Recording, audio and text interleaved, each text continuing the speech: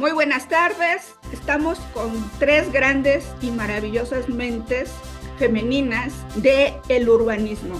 Mujeres que construyen la nación, porque han participado en infinidad de planes y programas y han contribuido al urbanismo nacional.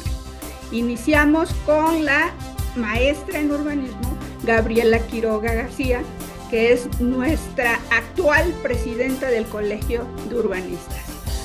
Y después vamos a tener la participación de María de los Ángeles Rodríguez Estrella, que es una excelente consultora ahorita, pero fue, para mi gusto, la mejor presidenta del IMIP de Nogales, Sonora. Con ella supimos el problema del agua que le regalamos a Estados Unidos. Es un tema fabuloso que tenemos que tocar a fondo, mi querida. Y bueno, Angélica Muñoz, es una excelente investigadora. Gracias. Entonces, vamos a darle la palabra derechos humanos urbanos. La verdad es de que ella ha contribuido a educar a ciudadanos para la ciudad. Vamos a platicar entonces inicialmente con Gaby Quiroga y que nos comente un poco sobre esta gran norma, porque la verdad es algo bien importante decirlo, que la clasificación y caracterización y delimitación de zonas no susceptibles para asentamientos humanos en la zonificación primaria nunca se había hecho. O sea, es algo muy importante. A lo mejor quedó un poco coja, ahorita lo vamos a platicar. Sin embargo, es una iniciativa interesantísima. Muchas gracias, muchísimas gracias, Sofía. Un gusto, un honor estar con este panel de lujo, con Angélica, con María de los Ángeles. Un gusto y un honor estar con ustedes el día de hoy. Aclarar que en realidad soy licenciada en urbanismo por la Facultad de Arquitectura de la UNAM y soy maestra en gestión pública por la Escuela de Administración Pública del Gobierno de la Ciudad de México. Esas son mis credenciales. Soy licenciada, estudié 5 años urbanismo y actualmente tengo el gusto, el honor y el privilegio de ser presidenta del Colegio de Urbanistas de México, el cual acabamos de tener un evento muy, muy simbólico en Querétaro, en el Día Mundial del Hábitat, en donde estuvimos pues con grandes personalidades, como la maestra Ana Claudia Rochba, quien está llegando, es la primera mujer latinoamericana en ser portadora del tema de asentamientos humanos. Fíjense, chicas, entonces creo que nos va a dar una potencia muy importante, va a ser una voz de mujer en las Naciones Unidas y está en Hábitat, y estamos muy contentos en el colegio por esta situación.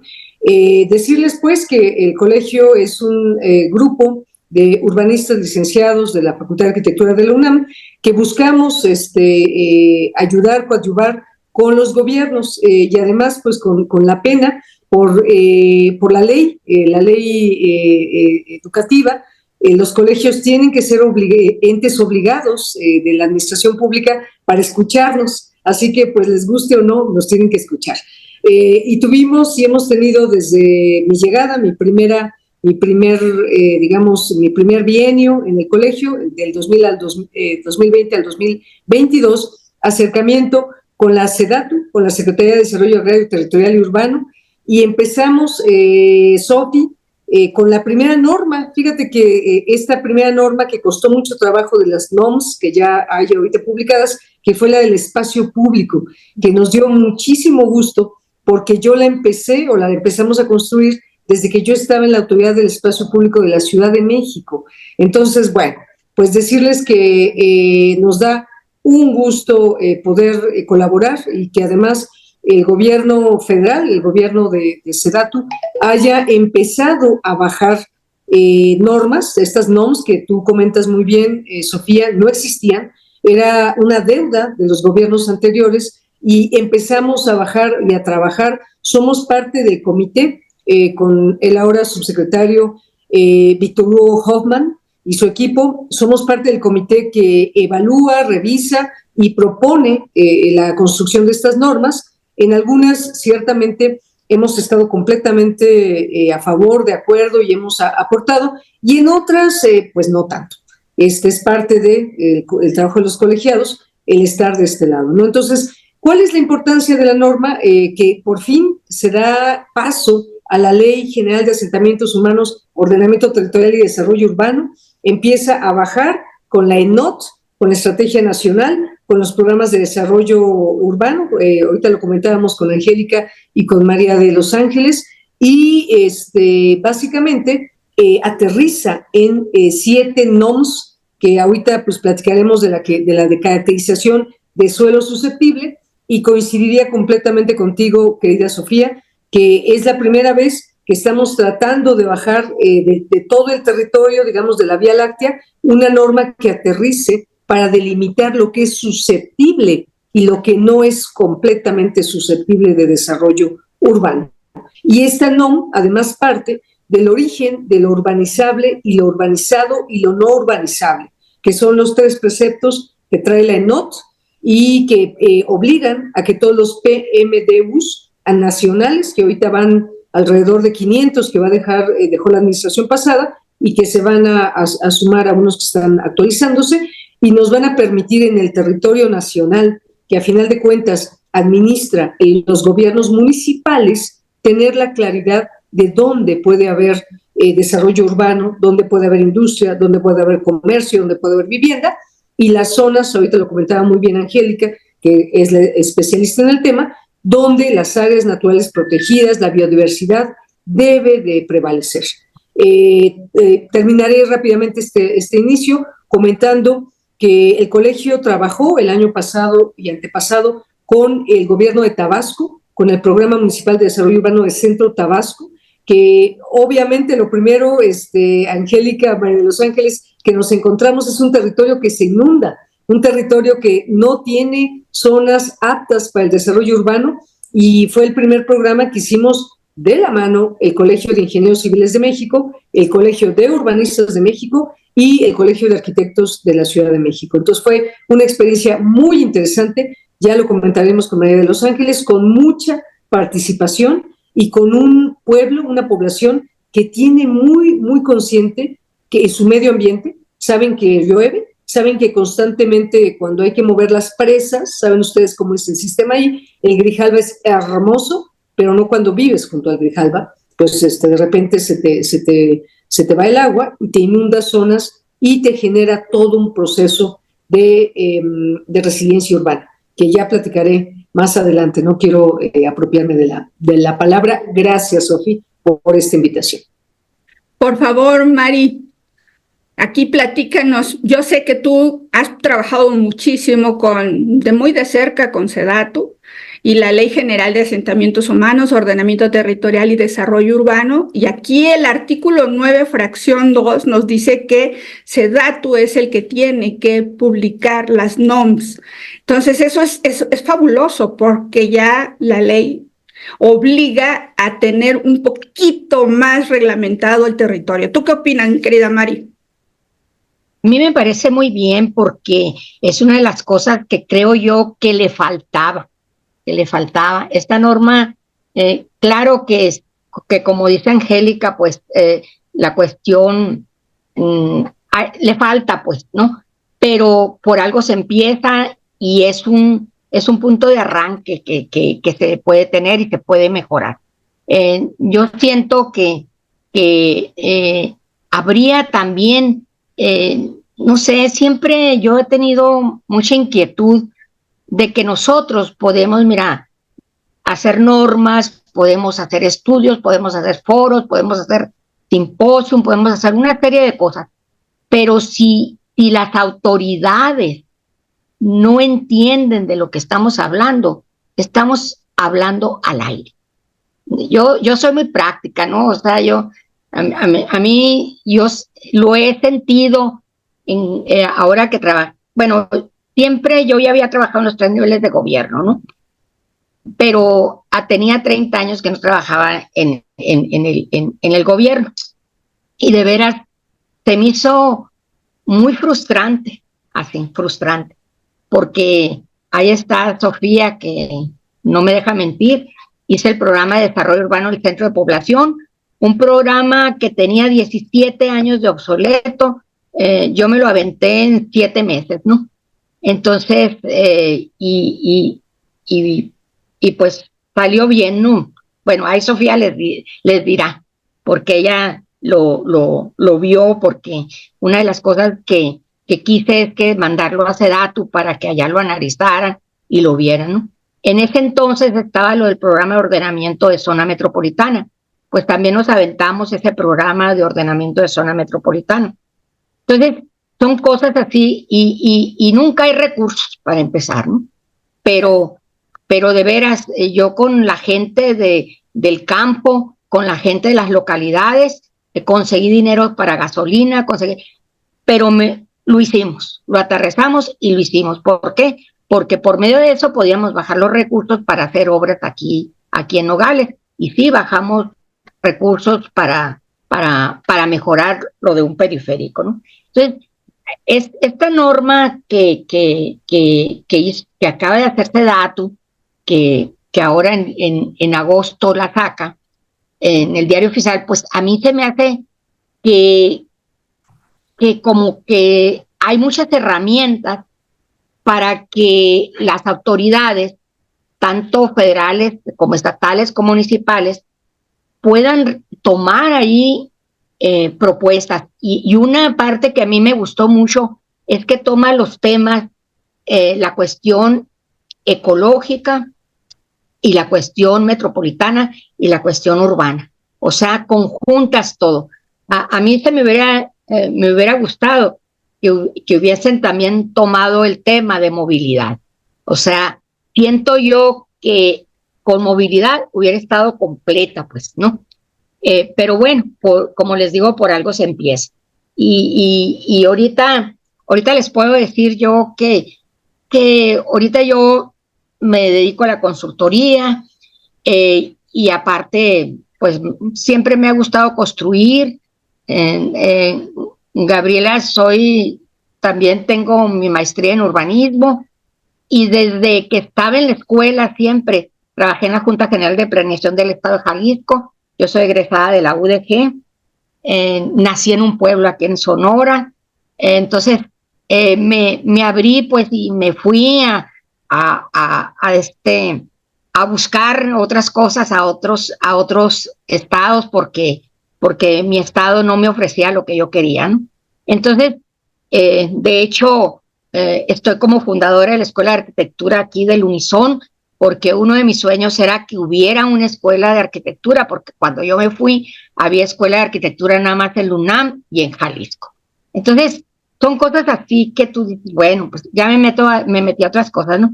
Pero sí, la norma a mí se me hace que está muy bien a lo que yo vi, ¿no? Es un punto de partida muy interesante. Pero no, ahorita vamos a platicar con Angélica, porque Angélica tiene un tema muy importante, porque ella nos puede definir qué rol juegan los servicios ambientales en la determinación de áreas no urbanizables. Y ella tiene más experiencia que nosotros, pues, o sea, ella es la, por eso me da mucho gusto de estar en este panel, y gracias, Sofía, porque tú siempre me estás invitando, ¿no? Y yo digo, bueno, pues hay que entrarle, ¿no? Es que son las estrellitas de la gran Vía Láctea. Grandes mujeres del conocimiento de la cuestión urbana, de la cuestión ecológica. Pensamos que la ciudad es este medio que antes nos decían más de 100,000, luego nos daban características de servicios de primero, segundo, tercer nivel, nos daban tantas formas de entender la ciudad, y alguna vez me dijeron, oye, Angélica, ustedes los chilangos, así me dijeron, piensan que la ciudad es la Ciudad de México, y no se han puesto a pensar que nosotros tenemos ciudad. Y nos hacen entender. ¿Y qué dice la definición de ciudad? Que a mí me encanta, dice, es la que abastece nuestras necesidades de servicios, ¿no? Y es cuando empiezas a dar cuenta que en la ciudad, también en lo que hay allá arriba de las montañas con 400 habitantes, porque tienen un servicio que nosotros no comprendemos, pero lo tienen. Entonces, ¿por qué me atrevo a decir esto?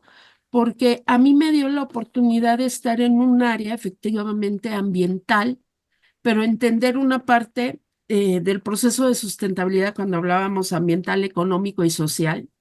Me la he pasado estudiando en estas áreas, he estudiado doctorado en finanzas, doctorado en educación, ahorita doctorado en derechos humanos, pero maestría en bioclimática, licenciatura en arquitectura, porque siempre estás en la búsqueda de algo nuevo, ¿no?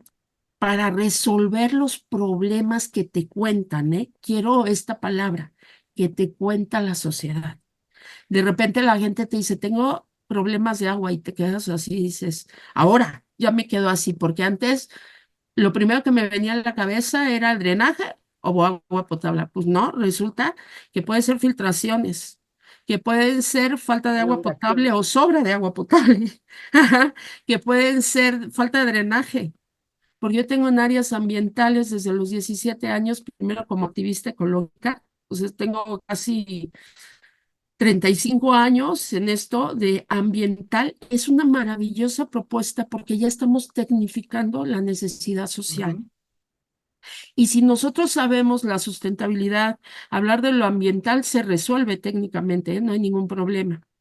El económico lo resolvemos de alguna manera, pero lo que no podemos resolver tan fácilmente es lo social, pero no poblacional como un proceso sociológico, sino como un proceso filosófico, donde entra la etnografía, la antropología, la arqueología, todos los procesos que se necesitan para entender a las personas.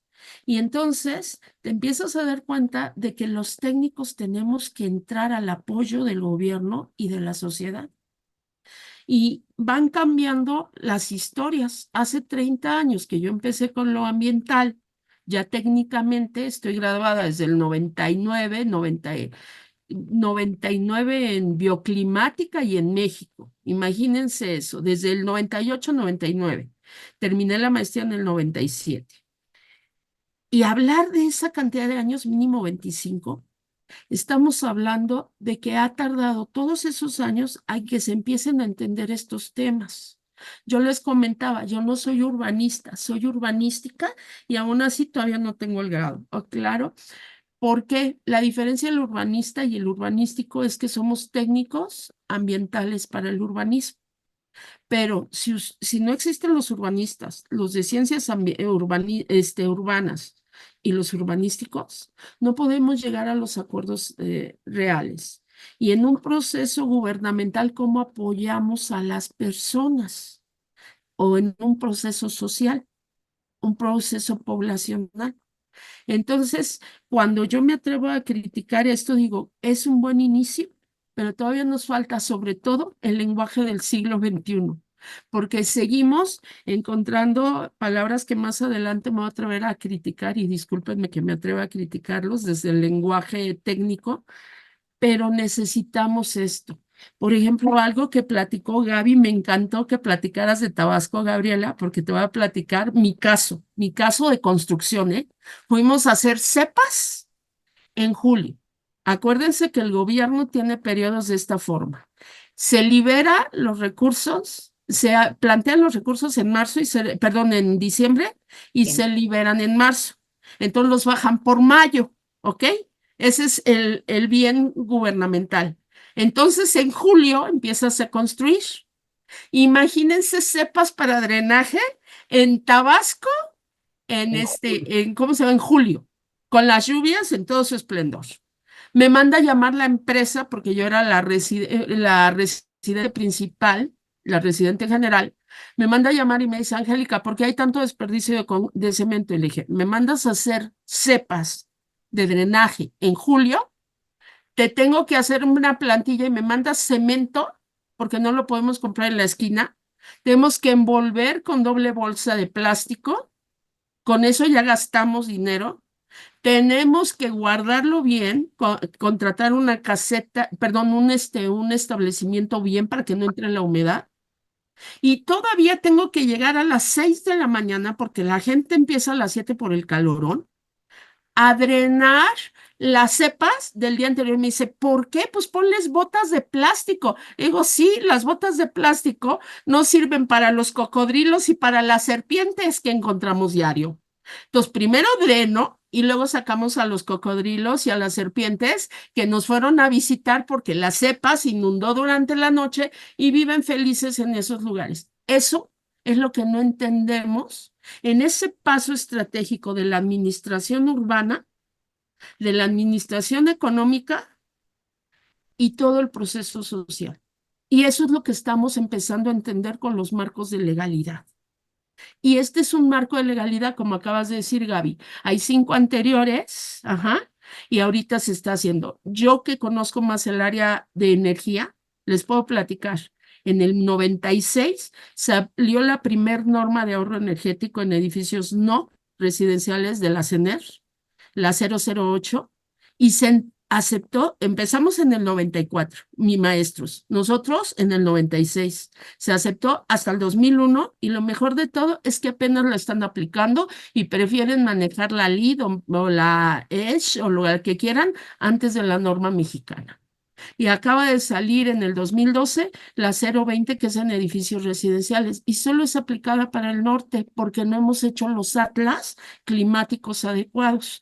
Entonces, si no empiezan, aunque sea estas normas, poco a poquito, o sea, 30 años nos hemos dado en esto, imagínense lo que, si no empezamos con esto, pues como no teníamos ni SEDATU, ¿están de acuerdo? No teníamos ni SEDATU, no teníamos ni la Secretaría de Obras Públicas desaparece en los 70s, nos mandan a Solidaridad y ni siquiera entendemos el bien de SEDATU, ¿no? Entonces, apenas estamos reestructurando nuestro proceso de pensamiento de para qué sirve un constructor y qué tipos de constructores somos. Arquitectos, urbanistas, ingenieros civiles, ingenieros de obras, marcos legales. Yo tuve que estudiar derecho por eso. Y llega un momento en que nos tenemos que mezclar en muchas disciplinas para empezar a entender hasta cómo construir en zonas indígenas.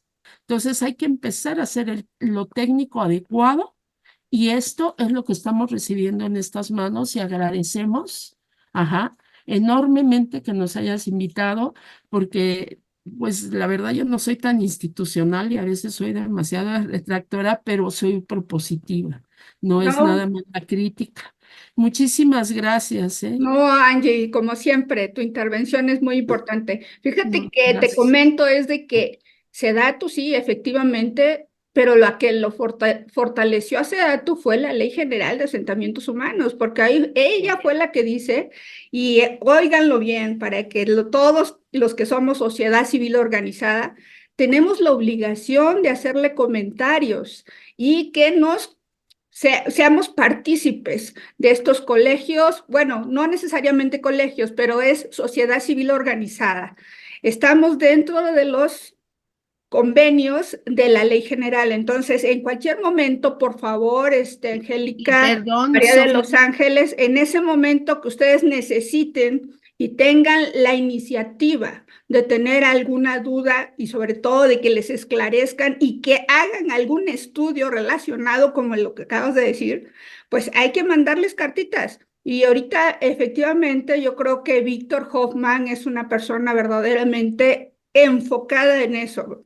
Ahorita yo creo que Gaby nos los va a comentar, pero él es el que se ha encargado de todas las NOM que se han hecho hasta ahorita y él ahorita ya es el subsecretario. Entonces, ojalá y vamos a avanzar muy bien y muy rápido.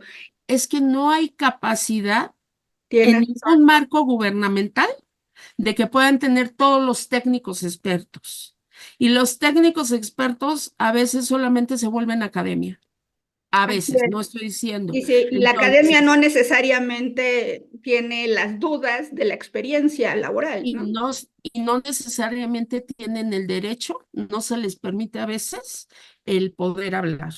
Y bueno, vamos a darle la palabra a Gaby, y sobre todo porque yo sé que ella actualmente en el Colegio de Urbanistas tiene procesos de participación social involucrados en todas estas definiciones. Entonces, que nos platique un poco, porque lo que sí habla la NOM 006 es de que existe y debe de existir la participación ciudadana y la participación social. Y bueno, ahora que comenta Angie esta parte de la parte tecnificada, son colegios, por eso es de que se manejan también colegios, porque son colegios de urbanistas, técnicos y especialistas en el tema, ¿no? Entonces, Gaby, por favor. Gracias, Sofía, por cederme la palabra. Comentarles a quien nos va a estar escuchando seguramente en tu audiencia, acabas de comentar que el origen fue la Ley General de Asentamientos Humanos, Ordenamiento Territorial y Desarrollo Urbano, y recordarles que la primera fue en 1976 y que esta se logró actualizar nada más y nada menos 40 años después. 2016, que de hecho era el gobierno de Enrique Peña Nieto, fue cuando se publica, y efectivamente de ahí nace la obligatoriedad en cascada de varias cosas. Hablando del tema de participación, también si ustedes revisan los transitorios, que ya deberían de estar en proceso, hablan de elementos muy importantes como el SITU, el Sistema de Información Territorial y Urbana, que nos va permitiendo que SEDATU ya nos saque de todo ese fenómeno ignorancia. De los 70s, pues sobre todo, Sofi, que tenías que consultar los planos en físico, eran realmente mamotretos, documentos, y ahora ya puedes tenerlos en un sistema de información dinámico, donde además tienes información de todo tipo, atlas de riesgos, zonas susceptibles, en fin, puedes hacer consumo, uso y adición de esa información. Eso está mandatado en la ley.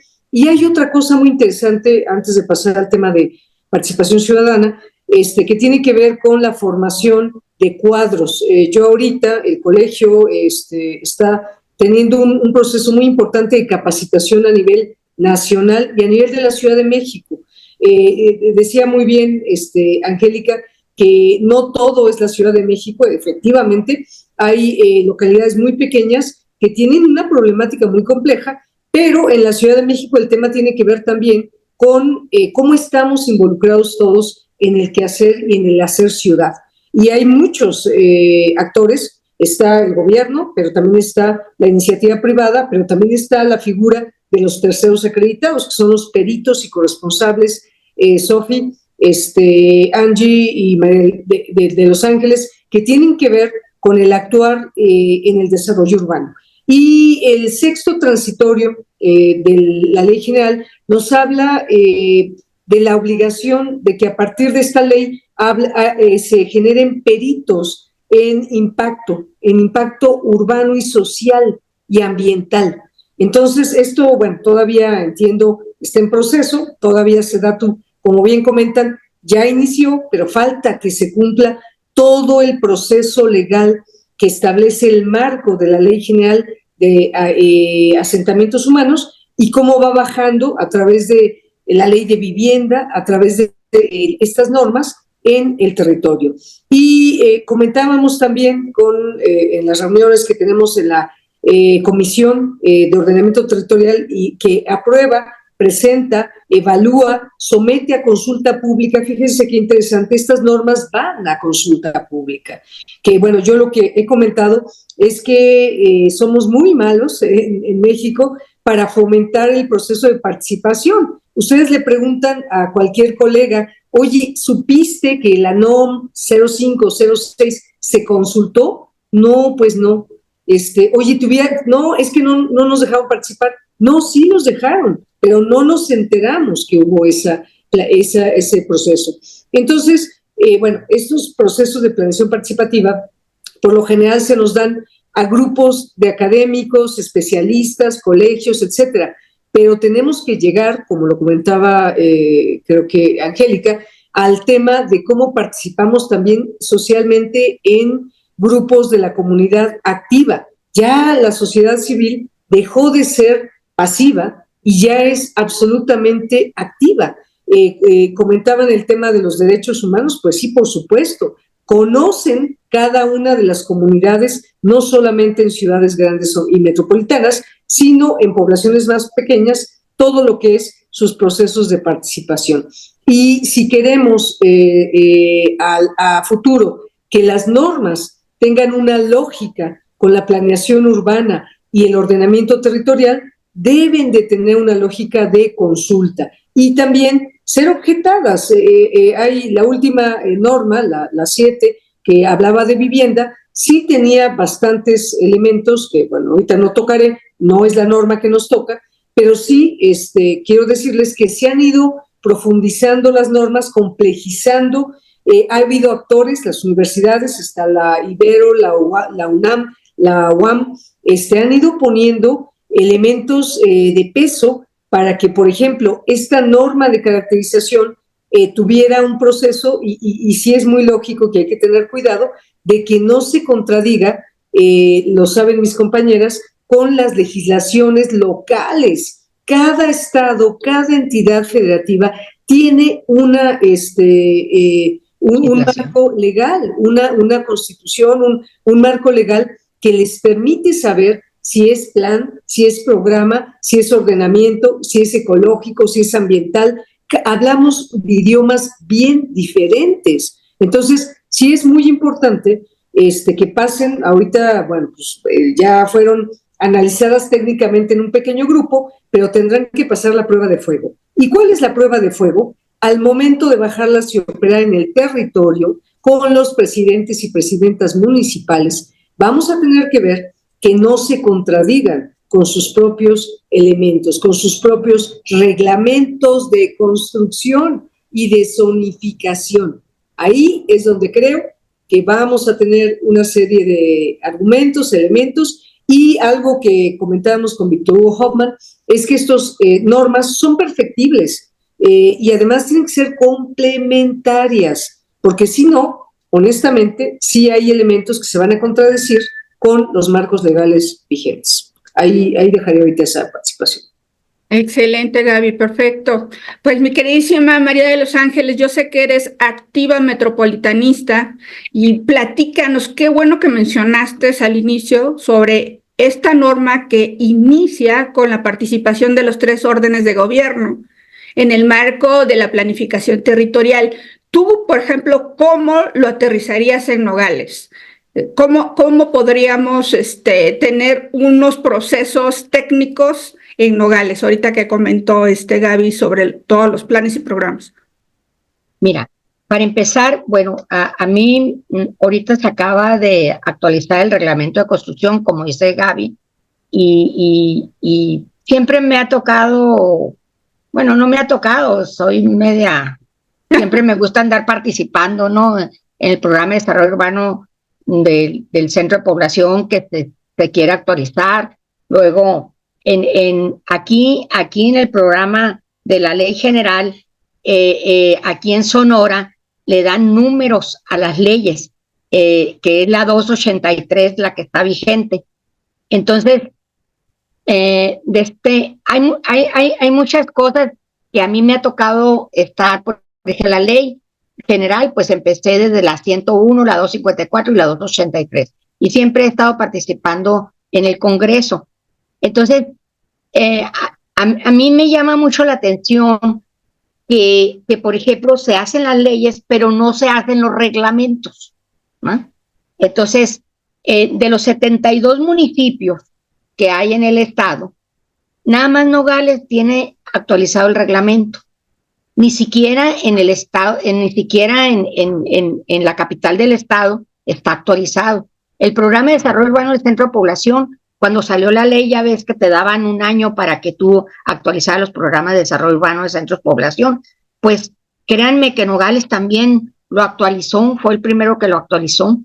Y muchas cosas así que es difícil, Sofía, porque no te entienden, pues. No te entienden la importancia que tiene todo esto, porque con esto tú facilitas la actividad a las administraciones, porque ahí está la norma, pues, ahí está la ley, y no te tienes que andar inventando ni saliendo.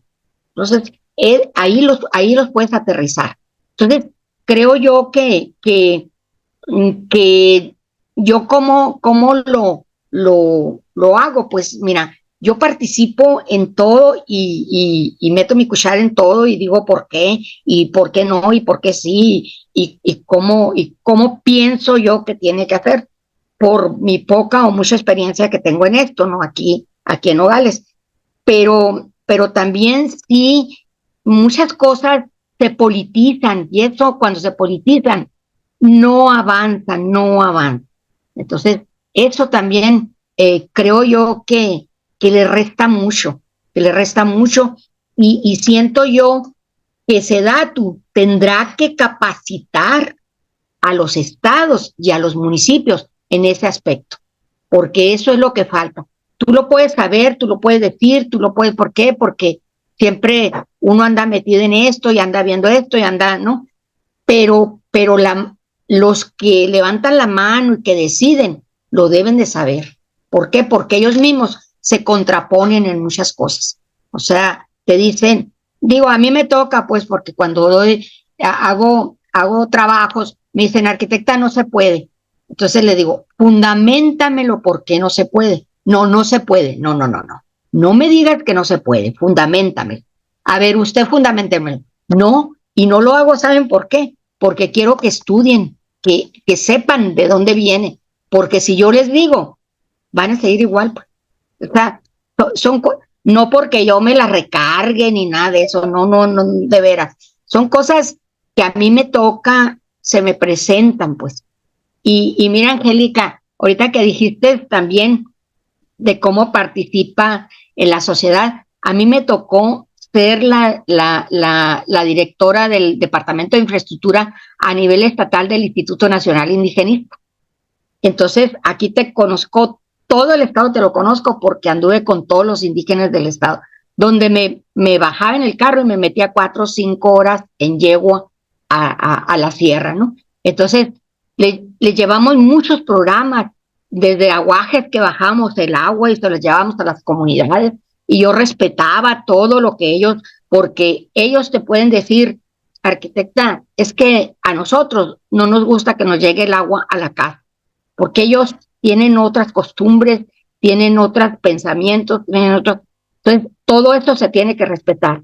Entonces, a mí me tocó, no sé si ustedes se acuerdan de los programas, yo creo que bueno, no creo porque todas son más jóvenes que yo, ¿no? Pero de Coplamar, cuando en la época de López Portillo, había mucho dinero para eso. Y yo en junio ya acababa con todos los proyectos y me iba a México y me traía todos los recursos que no se ejercían en todos los estados, me los traía.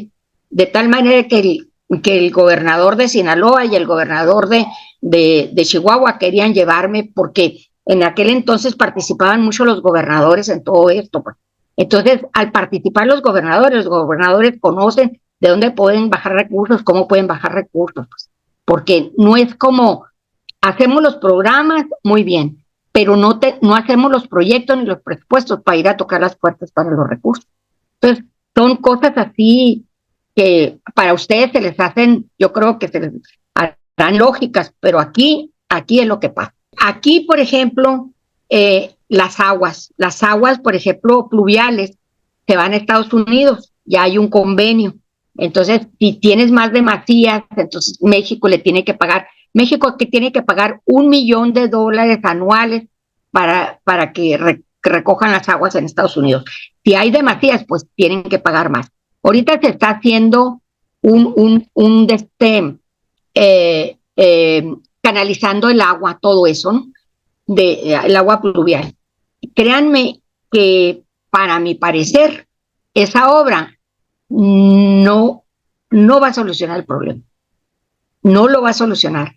¿Por qué? Porque también quiere decir mucho cuando viene gente de fuera y hace proyectos en la comunidad. ¿Por qué? Porque no conocen y nada más se basan en lo que dicen o en lo que saben, ¿no? Pero la ciudadanía, la ciudadanía, es la que puede saber mucho más que tú. Entonces, por eso es muy importante la participación ciudadana, porque la participación ciudadana te puede dar una buena solución para la problemática que está existiendo en la localidad.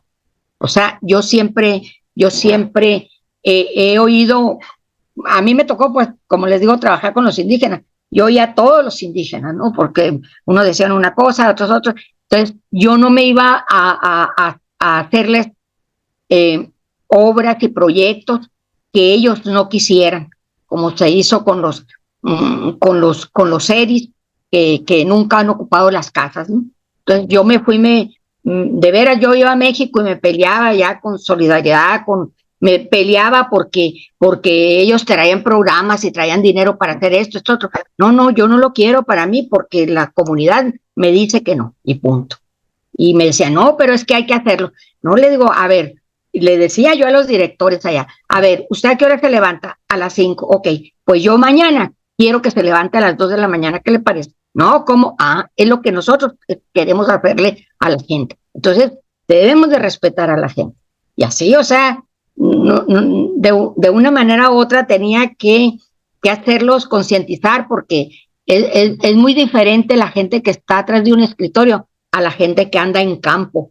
No te comprenden muchas situaciones, ¿no? Entonces, es las experiencias de uno, ¿no?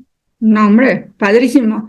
Pues mi queridísima Angélica, un poco, yo sé que eres una bioclimática exitosa, sin embargo, también sé que tienes un valor cultural impresionante en todo tu quehacer, ¿no? Entonces, ¿qué áreas de valor cultural crees que faltaron? Hay 3. Patrimonio histórico, que son sitios arqueológicos, monumentos históricos, zonas con significado religioso, lugares sagrados o culto que tienen que ver con el valor espiritual, y los espacios culturales de relevancia. Lugares donde se realizan actividades culturales tradicionales con significativo de patrimonio intangible. ¿Tú cuál crees que haya faltado?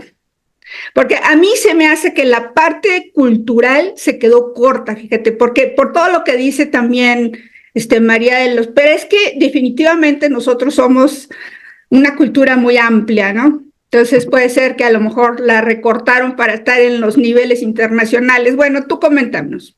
Una de las cosas no nada más es escuchar a los indígenas y hacerles proyectos, como acaba de decir María de los Ángeles. Es uno de los grandes errores que tenemos los que vamos. Lo único que tenemos que hacer es apoyarlos con metodologías, porque al final de cuentas seguimos en normas. Acaba de decir algo muy importante María de los Ángeles cuando habló de solidaridad. Cuando nosotros hablamos de esto, desafortunadamente se dividía en 3 y era un muy buen protocolo porque tenían que trabajar las personas con mano de obra. Pero de repente llegaban con el material que les daban que no era de su zona. Y es y queriendo hacer el espacio de vivienda o el espacio que requirieran en una forma constructiva no necesaria para la zona. Ahorita seguimos teniendo Infonavit, que sigue haciendo igualitas las casas aquí, en Sonora, en Tabasco, que hablábamos, Gaby. Imagínate, casas como las que hacemos para la Ciudad de México. Les voy a comentar el caso de Colima. Cuando yo llegué, les hicieron la vivienda a los profesores del estado y les alfombraron en Manzanillo sus departamentos. Estoy hablándole del 95. Cuando llegaron, 94, 95, llegaron, no me acuerdo qué presidente fue el que lo inauguró, no me acuerdo si Zedillo o Salinas, y la gente les botó las alfombras desde, o sea, cuando estaban, pues, ¿cómo se les ocurre en Manzanillo poner alfombras? Tenemos un problema hasta de uso de materiales y de la no entender la cosmovisión. Seguimos traduciendo innecesariamente las formas. Innecesariamente me refiero porque seguimos pensando, es que la gente necesita un sanitario, una sala, un comedor. ¿Qué fue lo que pasó en el 94 precisamente en Chiapas? Les hicieron vivienda de interés social de Infonavit y resulta que la gente se fue al patio a vivir y agradecieron por los bebederos para las bestias, para los animalitos, que eran las tazas de baño. Agradecieron por los bebederos, ¿ok? Tenemos que empezar a entender, no podemos seguir pensando que la civilización es en esta connotación que tenemos en el malentendido de que a lo mejor Japón o que Beijing o que Nueva York o que Francia son las mejores ciudades del mundo. No podemos seguir pensando esto. Tenemos que entender que la urbe se refiere a a ese proceso cosmogónico del entendimiento filosófico de cómo vives. Y es mucho más importante comprender el proceso de nuestro universo personal que del universo en la connotación de la globalización. Y la globalización se puede entender desde ese proceso. Recuerdo mucho de un pueblo en la sierra de Veracruz que les digo, ¿hay teléfono? Y me dicen, sí, aquí de Contentillo. Y me les quedé viendo, ¿y cómo de Contentillo? Cuando hay sol tenemos teléfono. Y cuando no hay sol, pues no hay teléfono. Entonces resulta, es en el Pico de Orizaba, la gente, casi el 50% ya saben, migraciones a Estados Unidos. Cuando había sol, que era un lugar que tenía casi el 70% del año nublado, cuando tenían sol y servía el teléfono, la gente respetaba tanto, hacía fila y solo hablaba 2 minutos por teléfono. Nosotros no somos capaces de valorar esas cosas. Cuando esta Sofía me hace el favor de decir que tengo un proceso de tradiciones porque tengo 33 años de danzante mexica. Y eso es lo que me permitió subir en los procesos cosmogónicos. Pero así como me recibían, así me decían, ya no regreses. Y ellos me reconocían como chilanga y por eso respeté lo que ellos me decían. Y les agradezco a cada uno que me hayan dado la oportunidad de cuando llegué. Quiero comentar, llegué gracias a un proceso religioso. No importa, yo no iba a hablarles de Dios, iba a hacer edificios, ¿ok? Y entonces, por eso voy a contestar lo que me preguntaste en los 3 espacios. El gran error que tenemos es dividir los espacios y pensar que el proceso de culto es una religión. Una cosa es la cultura, que es el culto, no es una religión. Elía de Mircea dejó en el proceso occidental un gran error de pensamiento que nos hace pensar que todo el mundo tiene una religión. Y por eso hasta la mexica, en los espacios públicos que hablaba Gaby hace rato, tiene que pedir permiso como religión porque si no, no le dejan ocupar el centro histórico. Cuando estamos hablando de un proceso de cultura y la cultura va relacionada con un proceso histórico, ¿cómo lo divides? O sea, es, perdón, una tontería pensar en espacios divididos. Y todavía le das el tema de religión, porque además en las monografías de primaria viene la religión maya, la religión mexica y la religión tolteca. Y no entendemos que son formas de vida. Y las formas de vida es usos y costumbres y eso se llama cultura. Entonces los que estamos equivocados en el entendimiento cosmogónico somos los que estamos acá, porque dividimos esto. Por eso les dije que estábamos hablando del lenguaje del siglo pasado. No estamos hablando del lenguaje del siglo XXI, porque el proceso filosófico todavía se burlan de mí. Imagínense, soy una maestra en ciencia y me dicen, ¿por qué estudias teoría crítica? Porque el estudio filosófico nos hace generar un conocimiento que nos permite generar una tecnificación adecuada.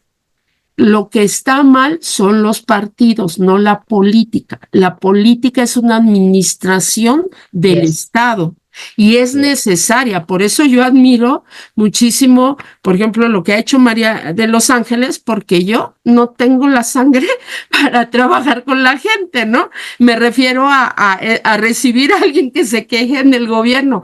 O admiro muchísimo a Gaby, porque en mi caso no tendría esa forma de hacer institucionalmente correcta. Entonces yo por lo regular, cuando la gente me habla, y eso es lo que hago, me han hecho el favor de invitarme a diferentes colegios de arquitectos y enseñar procesos metodológicos. Y les voy a comentar, debemos de tener, sí es cierto, hace falta el reglamento, María de Los Ángeles, pero más que leyes y más que reglamentos, hacen falta códigos. Los códigos son cortos y fácil de lectura y te dice, hay que hacer esto y no hay que hacer esto. Aquí en todo el documento que leí, y esta es mi anotación personal, dice, vamos a hacer Atlas y Atlas y Atlas y Atlas y más Atlas. Perfecto. ¿Para qué? ¿Y dónde están todo el desarrollo de estrategias? Porque te voy a comentar desde la bioclimática. No existe un solo terreno bueno ni un solo terreno malo. Tendríamos que hacer mapas de riesgos en todos lados. En 50 metros puede haber un pozo.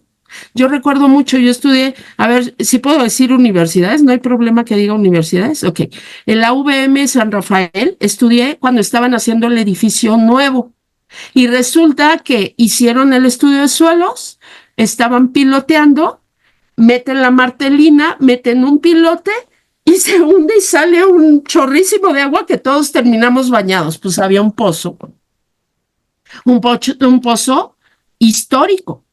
Entonces resulta que por más estudios de suelo que habían hecho adecuados, no sirve porque el terreno llega a variar, porque no sabemos lo que está al interior de la tierra.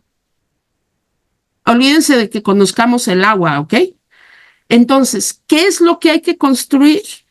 Pues si quieres construir en las nubes y tienes la tecnología, es lo correcto, ¿eh? Si pasa un aironazo y un chiflonazo, no es eso. Y el cambio climático existe en la historia de la Tierra. Los que no existimos en la historia de la Tierra somos nosotros. Nuestro paso es demasiado corto. Eso se llama cosmovisión.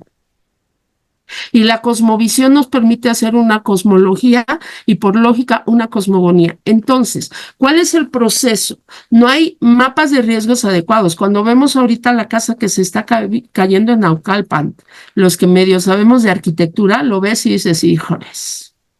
El problema es cómo hacemos las cosas los humanos por intereses. El dueño no se ha presentado. ¿Por qué? Porque era padre presentarse a cobrar la renta, pero no a responsabilizarse del edificio. Entonces, los mapas de riesgos nos dirían, no construyas ni en la Ciudad de México. De puro entrada, salgámonos los 25 millones, ¿no? ¿Y a dónde los vamos a mandar? Y entonces, ya estamos aquí y en el ahora. ¿Qué es lo que tenemos que empezar a entender? La responsabilidad social. En el documento es muy interesante que mencionen el costo, el costo económico que significa esto. ¿Por qué es importante? Porque ¿quién de nosotros tenemos asegurado nuestro espacio arquitectónico urbano? Y aunque estuviera asegurado, ¿qué aseguradora? Por ejemplo, no me acuerdo qué aseguradora de Estados Unidos quebró por el huracán, creo que fue por Berta. Entonces, no hay forma de que podamos luchar contra la naturaleza. Lo que hay que aprender es a vivir con la naturaleza. Y el espacio urbano arquitectónico es un espacio de protección. No hay forma de entender que el espacio nació por estética o por cosas así. Todo el espacio nació por protección ambiental. Dicen, por protección de animales. ¿Y que los animales no son del ambiente? ¿Que la flora y la fauna, el polen, no es el ambiente? Entonces, el gran problema que tenemos es no entender que somos parte de un proceso social. Por eso DHU, o sea, Derechos Humanos Urbanos, existen los derechos humanos, pero no los derechos humanos urbanos. Ese es concepto de nosotros. Tenemos 7 años trabajando en esto. Hablamos de educando al ciudadano para la ciudad. ¿Por qué? Porque tienes un derecho, pero ¿qué crees? Tienes una obligación. Te dice en la Constitución, efectivamente te dice que puedes recoger la basura, pero nadie dice, que el municipio tiene obligatoriedad para guardar la basura, pero nunca te dice quién la recoge o cómo la recoge, o si cuesta recogerla. Y por eso, cuando ya sale un gobierno, dejan de pagar el uso de los automóviles para la recolección de basura. Y nos estamos quejando que queda en las calles por la alta producción porque no hay una conciencia ciudadana de que no debería de ser gratuita. Y por un bien partidista, ni siquiera político, por un bien partidista, se vende la recolección de basura gratis. Y no entendemos la obligatoriedad que tenemos de la habitabilidad en el territorio. Muy bien. Entonces, discúlpame que me haya echado todo este rollo, pero seguimos dividiendo el territorio sin entender que el territorio solo es uno. Perdone. No, muy buena, muy buena. Nada más te comento que en las medidas de mitigación, que vamos a cerrar con eso, hay una medida de mitigación que me encantó de la NOM 006, que es la planificación territorial adaptativa. Planes de ordenamiento territorial deben ser flexibles y revisados periódicamente, que es lo que no estaba en otros reglamentos. Entonces, en otras normas. Esta medida de mitigación se me hizo súper interesante porque efectivamente eso de estar haciendo atlas y atlas, y mencionan que los atlas deben de ser dinámicos. El único atlas dinámico que conozco es el de la Ciudad de México. De ahí en fuera todos tienen años y años que no se han actualizado, ni son flexibles, ni revisados periódicamente. Entonces esto ya queda como una obligatoriedad de las medidas de mitigación. Y bueno, le voy a pedir a Gaby. Nada más quiero comentar en este punto algo rapidísimo. Es que el problema es que seguimos haciendo atlas de localización y tenemos que hacer atlas de solución. ¿Sí me explico cuál es la gestión integral de riesgos? Efectivamente. No, de solución. Desgraciadamente, sí, pero desgraciadamente se llaman atlas de riesgo ahorita. Sí, y deben de llamarse gestión integral de riesgos. No, perdón que estoy, es porque es donde no me propones y eliminas algunas zonas y propones algunas zonas. No, pero son de estrategias de diseño. Tú puedes diseñar sobre agua, sobre aire, como te lo digo, pero es la estrategia de diseño lo que no está en los atlas. Sí. Y eso es a través de la gestión integral. Es el siguiente paso técnico. Claro. Perdón. Yo, como bien dices, sería el lenguaje que continúa a partir de esto, ¿no? Pero sí, definitivamente son propuestas y están súper bien recibidas. Entonces, ¿qué otras normas o qué otras medidas de mitigación, mi querida Gaby? Menciónanos cualquiera. Se me antoja como para ti la implementación de infraestructura resiliente, que es en los casos de riesgos donde es moderado y se pueden aplicar normas específicas. ¿Tienes alguna propuesta más particular de las normas de mitigación que vienen en la NOM? Bueno, decir que efectivamente esa es la parte que le va a fallar y que vamos a tener seguramente que construir juntos con los gobiernos subnacionales y locales, porque ahí debe de derivar del entendimiento, creo que es lo que quiso decir Angélica Muñoz con el tema de la cosmovisión, que cada región, cada zona, cada pueblo, cada localidad tiene una necesidad diferente. El problema de las costumbres es que tratemos de generalizar una obligatoriedad, y creo que lo decía también Angélica, de un modelo que se replica, y no es así. Si estamos pensando que una medida de mitigación, como lo has comentado, la elaboración de atlas o de mapas de gestión de riesgos es igual en Sonora, San Luis Río Colorado, que en Tabasco, que en la propia Ciudad de México, pues empezamos mal. Tiene que ser evidentemente de un proceso que nos permita entender el territorio que estamos diseñando, entender las cosmovisiones que hablaba Angélica, y bueno, la cosmovisión habla desde cómo lo ve el vecino. El vecino que vive en la colonia del Valle no verá la misma problemática que el vecino que vive en la colonia San Rafael, ni que el que vive en el asentamiento humano de Gaviotas, que es el más grande de Centro Tabasco. Entonces, son elementos, Sofía, que nos dan parteaguas para que estas normas vayan partiendo o diseñando o permitiendo que haya espacios, como lo decías, mucho más adaptativos. Cada elemento que va a partir de esta, digamos, estrategia que viene desde la Ley General, el ENOT, el PUMOT, los programas, tiene que venir concatenado también con qué queremos en cada espacio. Por supuesto, estas medidas de mitigación tienen que ver también con la obligatoriedad de lo que tiene que hacer el Estado, el gobierno municipal, pero también los desarrolladores y la población. Ahorita hablábamos del tema de basura. Bueno, pues simplemente no debería de haber basura. Quien genera los temas, como ahorita se nos ha venido, las inundaciones, pues es el ser humano que está donde no debe de estar y que además utiliza los ríos, los vertederos como desechos, como zonas de desecho cuando no quieres el colchón, la televisión, o sea, vas y avientas todo por allá. Entonces, coincido completamente que tiene que ser un proceso educativo transformador, que ahí las normas, pues desafortunadamente, van de arriba para abajo, y esto tiene que ser de abajo para arriba.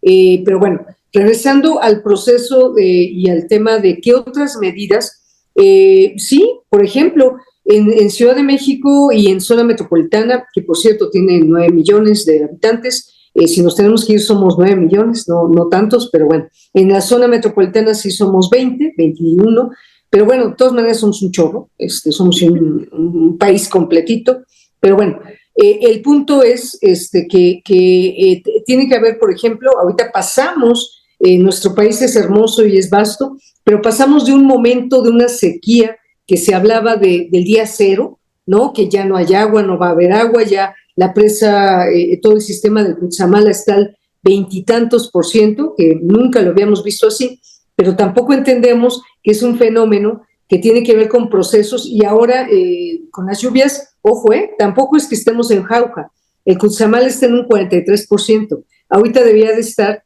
en un 60%, entonces no estamos en jauja, pero debemos aprender, Sofía, en zonas urbanas y rurales, todos los procesos de captación de agua. Mira, en la Ciudad de México el tema de la infraestructura verde, pues no ha tenido una réplica como debe de ser, porque para empezar no entienden cómo son los procesos, tampoco entienden que la ciudad está en 3 espacios.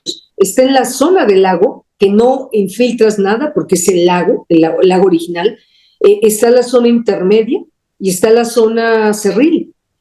Construir ahí y proponer medidas de integración en cada uno debe de ser completamente diferente y debe de ser en función, por ejemplo, si estoy haciendo una medida en Xochimilco, sé perfectamente que voy a tener una escorrentía de agua y que si hago una medida de infiltración, un jardín infiltrante, un camellón infiltrante, voy a tener buenas prácticas, pero si lo hago aquí en Reforma, pues evidentemente no voy a captar nada. Entonces, parte de la crítica y la preocupación a futuro con las NOMS es que se conviertan en letra muerta, ya lo comentaban mis compañeras. Si no entendemos y capacitamos y bajamos y entendemos que va a operar en algunas zonas y en otras no, simplemente no, pues estamos perdiendo el tiempo.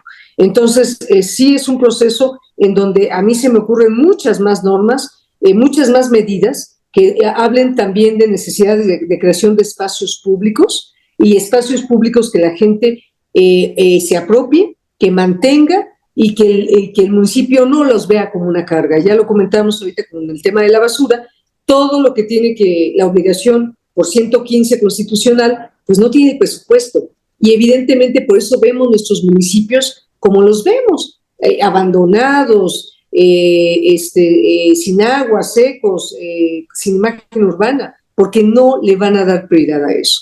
Entonces, creo que esta de infiltración pudiera ser, y hay otras que tienen que ver con el tema de, por ejemplo, el uso de las infraestructuras existentes y las estructuras de equipamientos urbanos que ya van de salida. No olvidemos, las escuelas públicas en otros países son elementos estructuradores de los centros de barrio y permiten en la tarde-noche que haya actividades complementarias. En nuestras ciudades mexicanas no. Termina la jornada, la cierran y quedan inutilizables. Y debemos entender que ya no tenemos por qué construir más escuelas a miles, ya no son los 60, los 70, ya no tenemos tanta población infantil y ya no la vamos a tener. Lo que tenemos es una población diversa que tiene diversas necesidades. población adulta mayor, población LGBT, que no, evidentemente, a lo mejor tienen hijos o no, pero las necesidades son muy diferentes. Entonces, el futuro, tú decías que ¿qué esperamos del futuro de las ciudades? Bueno, pues que las normas, que los programas, que la propia ley permita que el futuro de las ciudades vaya adaptándose tanto al cambio climático como al cambio generacional y como a los retos, que todo el riesgo, toda la vulnerabilidad que le damos a las ciudades se genere. Y también que sepamos, creo que lo comentaba alguna de mis compañeras, que hay zonas en margen rojo que no van a poder crecer ya. Y esas hay que definirlas, hablarlas en voz alta y decirle a la población el por qué no. Dejaría ahí el comentario. Gracias, Sofía. Perfecto, Gaby, excelente. Pues prácticamente comentaste casi todas las medidas de mitigación y me encantó que hayas mencionado lo de la educación y capacitación. Eso es algo básico que yo creo que sí tienen que empezar ahí a moverse dentro de las obligaciones de SEDATU. Bueno, mi querida Mari, no sé, hay una que no se ha mencionado, que es evitar el desarrollo urbano en áreas no susceptibles. Sí lo comentó ahorita Gaby. Sin embargo, yo creo que tú nos podrías emplear porque tú tienes ahí zonas inundables en Nogales. ¿Cómo han estado resolviendo esos temas ustedes, por ejemplo? Mira, primero que nada le quiero decir a Angélica que cuando, no sé la experiencia de ella con los indígenas, pero a mí me preguntaban, oye, ¿se está civilizando a los indígenas? No, les decía, a mí me están civilizando, porque yo estoy aprendiendo más de ellos que ellos de mí, porque de veras, a cuidar cosas así tan esenciales, Sofía, a cuidar la ecología, por qué un árbol lo cortan en tal fecha, por qué no lo cortan en otra fecha. Eso es educación ambiental, de veras. O sea, muchas cosas así que tú aprendes cuando andas en el campo y que la gente, por ejemplo, conoce. Si tú tienes un refrigerador en tu casa, ellos no necesitan un refrigerador. Ellos saben vivir sin un refrigerador. Nosotros no. Son cosas que uno aprende y aprende y aprende de ellos. Cuando yo fui a trabajar con un grupo, 3 nada más hablaban el castellano, Sofía, aquí en Sonora. Y yo lo primero que hice es limpiar la tierra y ahí les dibujaba lo que quería decir. Entonces, te tienes tú que adaptar a ellos. O sea, no ellos que se adapten a ti. Tú tienes que, de veras, yo estudiaba en las noches, me ponía a pensar desde cómo, o sea, porque aprendes de ellos. Y Gaby, yo siempre he dicho que el agua es una bendición y es una maldición. Es una bendición cuando tú la tienes en tu casa, ¿verdad? Y una maldición cuando las ciudades se inundan. No puedes detenerla. Siempre he dicho yo que el agua tiene esos dos conceptos, ¿no?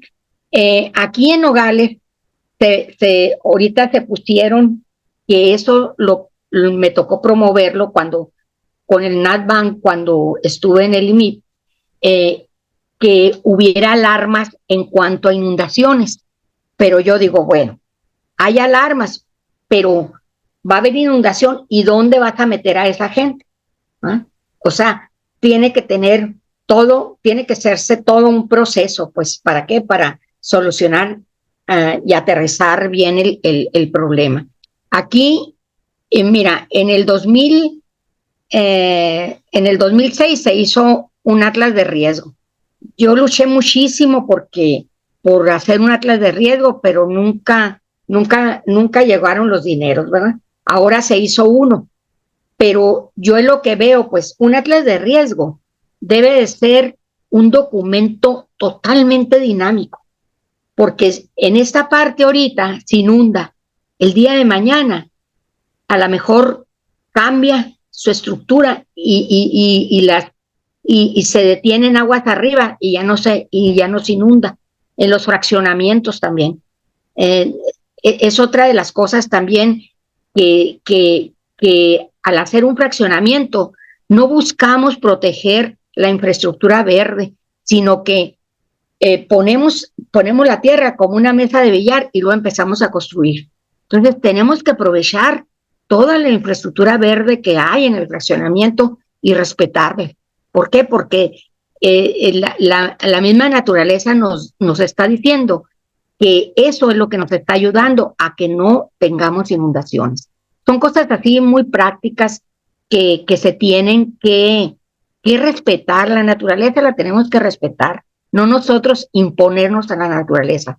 ¿Por qué? ¿Por qué ha estado pasando lo que pasó en diferentes partes de la República? Porque no hemos respetado la naturaleza. O sea, siempre estamos aquí en Nogales, simple y sencillamente.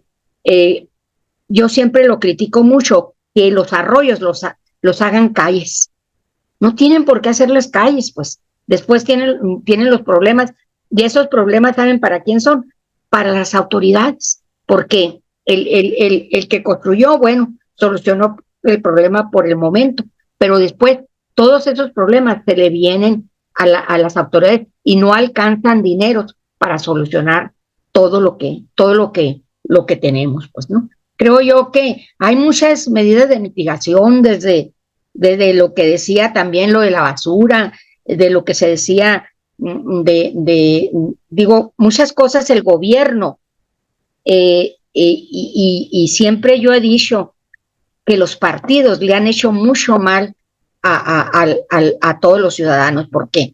Porque se hacen cosas que cuando entra una autoridad... Son temas electorales nada más. Sí, haz de cuenta, siento yo cuando está el político, siento que tiene una varita mágica, ¿no? Y que dice que va a solucionar esto.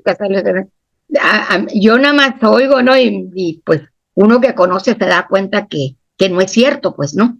Pero sí, también yo siento que, sobre todo en la frontera, aquí en Nogales, se pueden bajar muchos recursos del NatBan. Muchos recursos se pueden bajar. Y en Nogales quiero que sepan, en Nogales tiene un parque industrial municipal, señor, municipal, ¿no? Que tiene 29 edificios de renta. Ese dinero lo recoge el municipio y ese parque industrial se iba a vender. Y la amiga de ustedes, que soy yo, me metí a que no se vendiera, hice, bueno, relajo y medio en la ciudad, y hasta fuimos con el gobernador. Bueno, ahí me rebelé bien lindo y bonito, y no se vendió. Entonces, ese parque recibe mensualmente $1 millón. ¿Ah? Entonces, como yo le sé, yo siempre le digo, no es que no hay dinero. Sí, señores, hay dinero, porque en el boletín oficial ahí dice que el parque debe de dar esto, debe de dar esto, debe de dar al otro. ¿Por qué? Ya no me engañan, ¿no? Sí, porque no, mira, es que es muy triste. ¿Por qué la Cruz Roja tiene que andar pidiendo dinero? Pues, o sea, cuando no debe de pedir dinero a la ciudadanía. ¿Por qué ahí cuando tú vas y haces un depósito o retiras dinero, te dicen tanto por ciento para la educación y esto y lo otro? Oye, no se tiene que hacer eso. El país de veras está muy mal organizado. ¿Por qué? Porque para todo eso debemos de tener. Entonces, yo creo, bueno, ya me metí a otras cosas, pero yo creo que hay muchas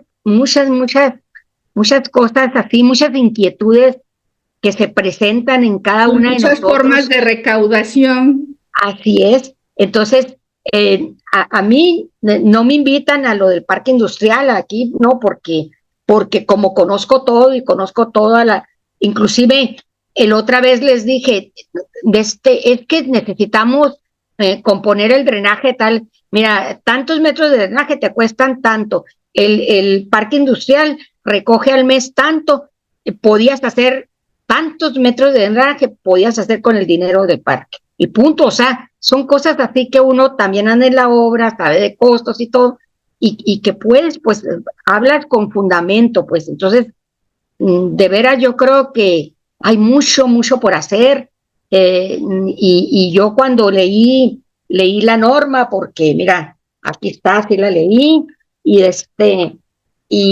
digo, qué bueno que existe, pero sería más bueno que se capacitara a las autoridades y que se aterrizara.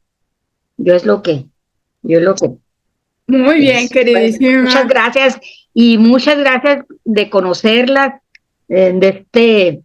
por este medio, Gabriela y Angélica. Creo que he aprendido mucho de ustedes en esta reunión, y estoy muy contenta. Bueno, también a ti, Sofía, pero a ti ya te conozco.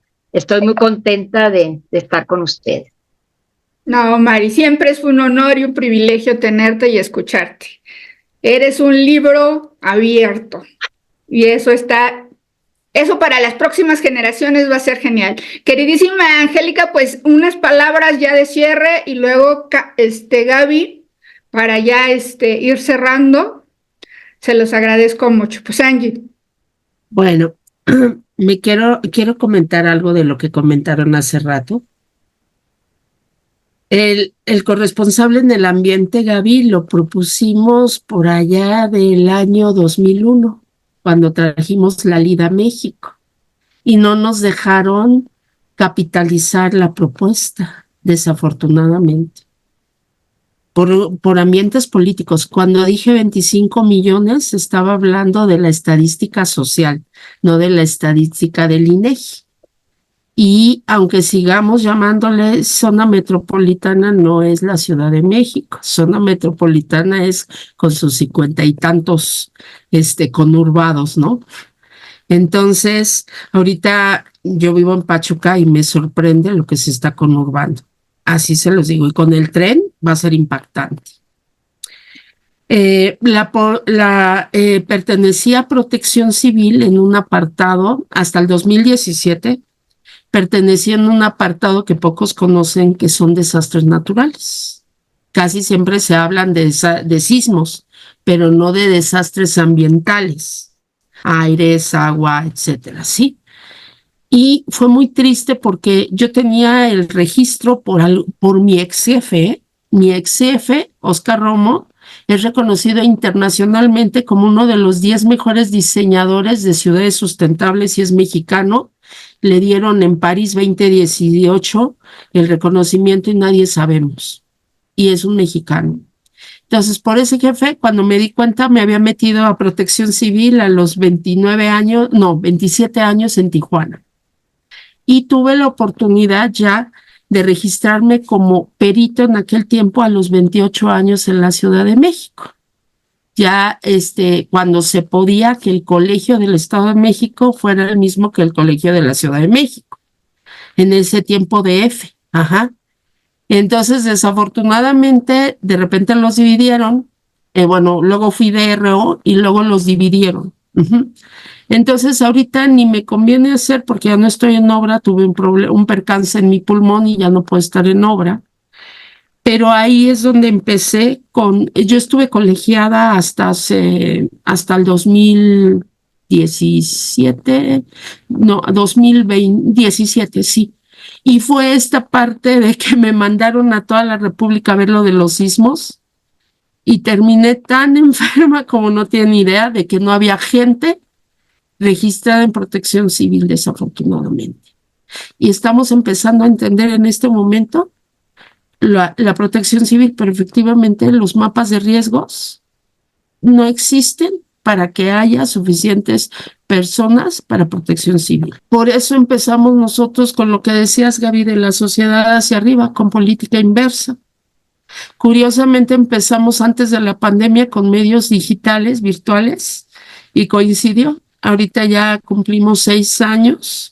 El año pasado hablábamos de un tema nuestro que es arquitectura del desastre, y coincidentemente el día que hablamos de agua, no, de viento, resulta que fue lo de Acapulco. Entonces, pero fue coincidencia, o sea, fue el mero día. Nuestros eventos son antes del 26, el 26 es cuando cumplimos años. Este año va a ser administración de la ciudad, un caso urgente, ¿no?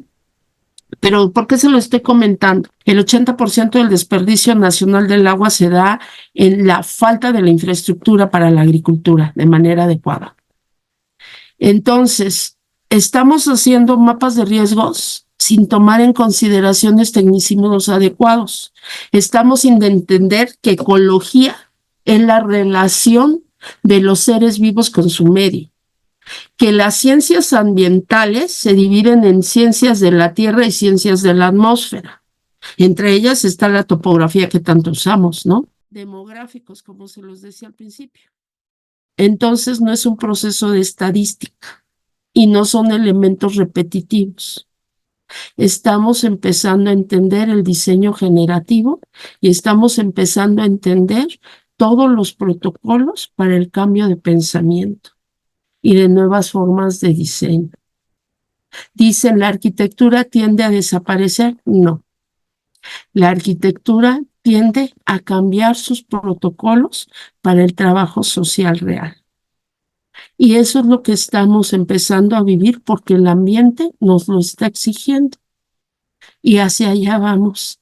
Y muchísimas gracias por invitarme y de verdad yo aprecio mucho la norma porque dar el primer paso, a mí me tocó las normas de energía, me tocaron las normas internacionales de ahorro energético, todos los protocolos de sustentabilidad, los ODS, y antes era súper participativa, iba a todos los eventos, pero ya no nos alcanza a veces el tiempo, o te quedas a hacer tu trabajo o andas en todos los ambientes. Como nunca he trabajado para el gobierno, he sido profesora, sí, efectivamente, pero siempre he trabajado en gestión de proyectos y haciendo las estrategias para otras personas, no para mí. Yo no diseño directamente para el cliente, sino para las personas. Entonces, pues muchísimas gracias y muchas gracias. De verdad es un verdadero placer para mí conocerte, María de los Ángeles, y conocerte, Gaby, que alguna vez los escritos que hemos dicho en el AMAU, igual que Sofi, y muchísimas gracias por la invitación y de repente, perdón si sueno tan reacia, ¿no? Pero hay que apoyar al cambio de pensamiento. Como dices, María de los Ángeles, a futuras generaciones. Más bien lo dijiste tú, Sofía, para María de los Ángeles. Pero si no dejamos esos cambios, y bien dices, Gaby, por eso los saberes ancestrales, esto es muy importante y lo quería decir. Los saberes ancestrales nos dejaron ya atlas de riesgos. Tlatelolco, donde se mueve la tierra y que construimos en los 50, 60 los edificios más altos de México. ¿Y qué pasó de la Ciudad de México? ¿Y qué pasó en el 85? Nos lo está diciendo el nombre. Nos dicen Ecatepec, donde da vuelta el viento. Y en los años 20 pusimos zonas industriales. Y entonces entra todo el viento y se mete a la Ciudad de México y no tiene por dónde salir. Da vuelta el viento, entonces ya no tiene la capacidad del viento para sacar la contaminación y por eso queda encerrada. Y dicen, Ecatepec está súper contaminado, sí, las medidas IMECA están a escasos 200 metros de la chimenea de una industria. Ecatepec no tiene el nivel de contaminación que tiene Tlalpan. Muchas gracias, Sofi, y disculpen que de repente sea tan impositivo e imperativa.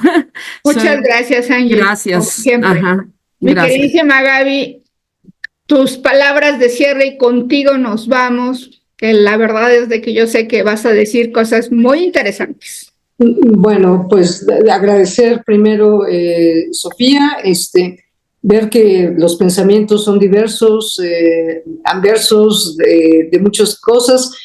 Agradecer a las dos grandes compañeras que tuvimos en esta mesa de discusión. Yo recomendaría ser mucho más, además, participativos, estar atentos, ¿no? Estas normas, no es el objeto de la plática, ¿verdad? Pero teníamos que ver desde la primera, que es espacio público, hasta la última, que es vivienda, pros y contras, por qué estas normas, cuáles son las que deben de venir a futuro, y sobre todo la operatividad, ya lo decíamos, de qué nos sirven 125 normas si no se cumplen, si no se entienden. Entonces, creo que es obligación de estas mentes brillantes que están en esta plática, de todos los colegios, asociaciones, organización civil, universidades, de todos, conocerlas, difundirlas y criticarlas cuando sea necesario, ¿no? Porque si nos pasan de noche, pues ¿cómo les explico que el día de mañana no vamos a tener elementos ni jurídicos ni de ninguna naturaleza para objetarlos? Y como bien comenta Angélica, pues las diseñamos para una sociedad, para los seres humanos, no para robots, no para una inteligencia artificial que tiene otro objetivo, ¿no? Entonces, sí, desear que esta charla nos lleve a futuro a reflexionar con el resto de las otras NOMs y con las que vendrán, porque estoy segura que es un trabajo que continuará en SEDATU y que no solamente debe ser de SEDATU, ciertamente. Yo opino que también SEDATU y Semarnat deberían de tomarse la mano y otras secretarías con temas que tengan que ver con el territorio y trabajar juntos para que al rato no haya amparos de leyes contra leyes, de programas contra programas, de objetos contra objetos, y no perdamos el tiempo, porque además esta parte de la norma adaptativa y de que cambia, pues yo quiero saber qué municipio va a tener el recurso para estar contratando tiro por viaje sus instrumentos. Ninguno. Cuesta mucho, se le invierte mucho. Entonces, los más responsables, en este caso, en el caso del Colegio de Urbanistas, hemos siempre optado porque sean instrumentos de largo aliento y que se adecúen, no que se cambien, porque es muy caro hacer todos los procesos. Y bueno, pues sería lo que tendría que decir. Muchísimas gracias y buenas noches. Pues muchas gracias y buenas noches. Yo creo que ya no tengo que decir más. Les agradezco mucho, Angélica, Gaby, Mari, en serio. Mentes brillantes. Saludo desde la Ciudad de México. Un abrazo muy fuerte y nos estamos viendo en la próxima. Abrazo. Gracias. Cuídense mucho. Gracias. Hasta luego. Gracias. Muchas gracias a todas. Gracias. Un abrazo y muchas gracias.